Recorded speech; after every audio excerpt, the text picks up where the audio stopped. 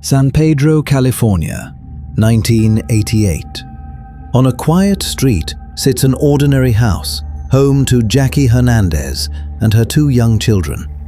But for 2 years, this home would become the epicenter of one of the most violent and well-documented poltergeist cases in American history.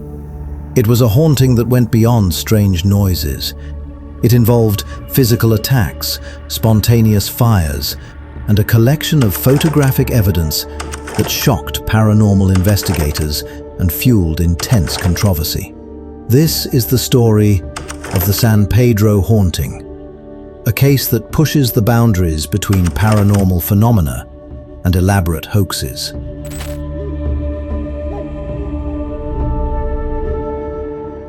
It began subtly. Jackie Hernandez, a young single mother, moved into the small bungalow hoping for a fresh start. Soon after, unexplained events started to occur.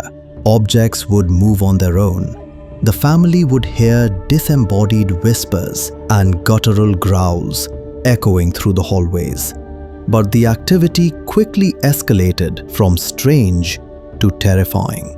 Stones and other small objects would materialize in mid-air and drop to the floor. A mysterious, foul-smelling liquid would ooze from the walls and cupboards.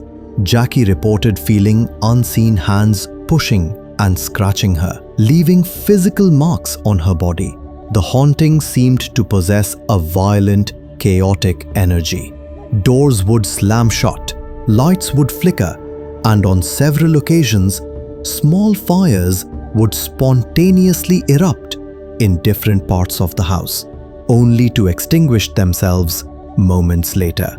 Fearing for her family's safety, Jackie Hernandez reached out for help.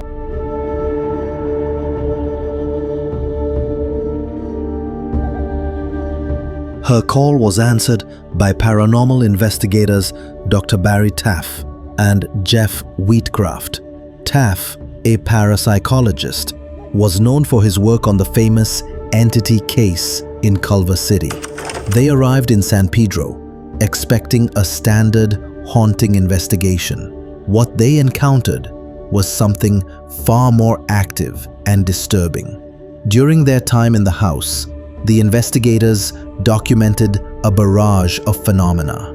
They witnessed objects moving, heard the unexplained noises, and felt the dramatic drops in temperature that are often associated with paranormal activity. They decided to document everything they could, using 35mm cameras and audio recorders. Over the course of the investigation, they captured some of the most compelling and controversial photographic evidence ever recorded. One photograph shows a glowing, rope-like anomaly twisting in the air in a dark closet. Other purports to show the spectral apparition of a gray-skinned man with glowing eyes, a figure Jackie claimed to have seen in her son's bedroom.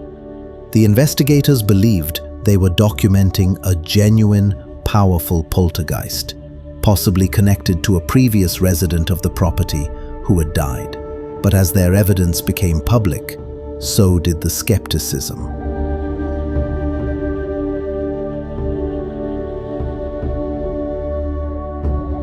Skeptics immediately began to dissect the evidence. Photographic experts suggested the glowing spirit rope could be explained as a simple camera strap, accidentally captured during a long exposure with a flash.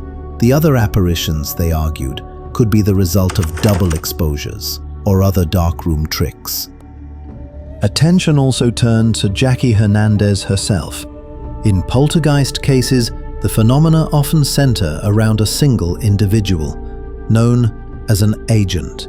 Skeptics proposed that Jackie, either consciously or unconsciously, could have been the source of the activity, a complex hoax designed to gain attention. The investigators, Taff and Wheatcraft, fiercely defended their findings. They maintained that they had personally witnessed events that could not have been faked. They argued that the sheer volume and violence of the phenomena were beyond what a single person could orchestrate. The case became a landmark event in paranormal research. a flashpoint in the debate between belief and skepticism. The evidence was shocking, but it was never conclusive.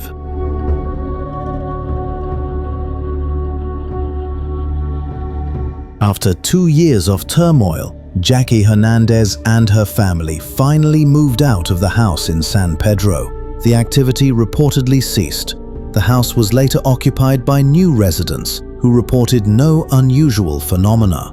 The San Pedro haunting leaves behind a complicated legacy. Was it a terrifying encounter with a violent supernatural force documented by credible investigators? Or was it an elaborate and psychologically complex hoax perpetrated by a person under immense stress?